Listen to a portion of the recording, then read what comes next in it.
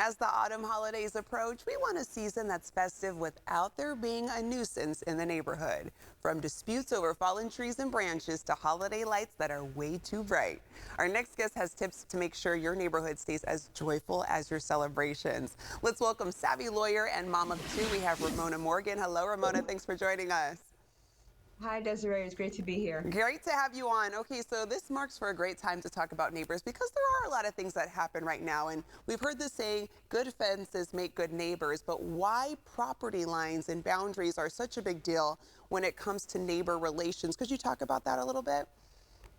Sure. So Sacramento is known as the city of trees, which makes for a beautiful city, but it also means you have these wonderful mature trees. And sometimes they might fall after long periods of drought when the roots have become weakened. And so the concept that good fences make good neighbors is that when you respect the boundaries between properties and you also take responsibility for trees and other plantings that are on your property, it means that your neighborly relations can be that much better. Yes, and we are the city of trees, so we got a lot of that going on, and falling leaves are pretty, but how can we handle things like mentioning fallen branches and trees without falling out with our neighbors? Because sometimes, our tree branch falls into our neighbor's yard and that creates the dispute. So how can we navigate that? Well, the first thing I always emphasize, you should just be knowledgeable. You should know what your property boundaries are if they're not clear. You should also know what the local ordinances say. Sometimes your homeowners association will have clear rules and guidelines, and that's very helpful. But that's not always going to solve the case 100%. So Sacramento Cares mediation program is a wonderful low cost option if you find that you really do need a third party to help two different parties who are at odds come together and speak in a way that's more productive. And how can we handle those friendly or sometimes not so friendly neighborhood conflicts over decorations and festivities? It's Halloween right now. Soon it's going to be Christmas and we get those bright lights and everything. So how can we just kind of navigate being okay with our neighbors and them being okay with us? Yeah, absolutely. So a really good thing is just communication and compromise. So, particularly for me, I have a neighbor who celebrates Hanukkah. We celebrate Christmas. We don't overwhelm them with Christmas, and we'd be happy for Hanukkah to be everywhere. But what we found is that we both joyfully celebrate Halloween. So their kids, my kids, and it's very, very easy to do that way. So the easiest thing is really, really to communicate. But the last resort is to have to refer to a third party to mediate or something like that. So communicate with your neighbors, speak to them, and also make sure that you're on the right side of any of the local ordinances or any of the local requirements.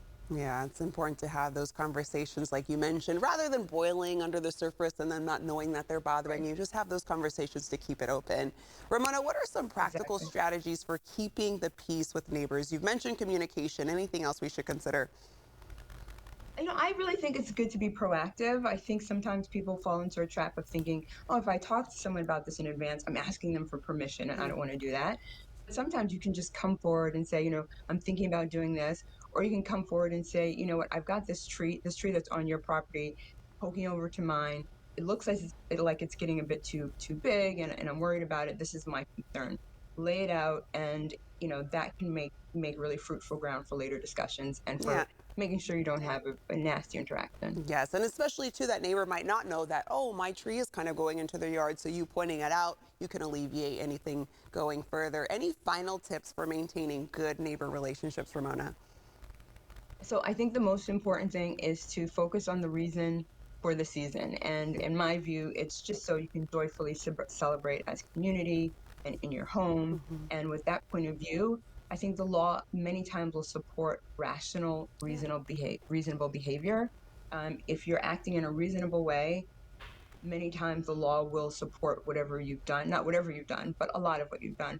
Once you've sort of gone out beyond that, then you're going to have a lot more problems potentially in the legal world. So it's really important to start from a stance and a perspective of community, reason, and looking to celebrate as a community and just as a neighborhood as a whole. I think that's a very important guiding principle. There we go. Ramona, making sure we're happy with our neighbors and our neighbors are happy with us. Thanks for these helpful tips. And to our viewers, you can find out more by going to ramonamorgan.com.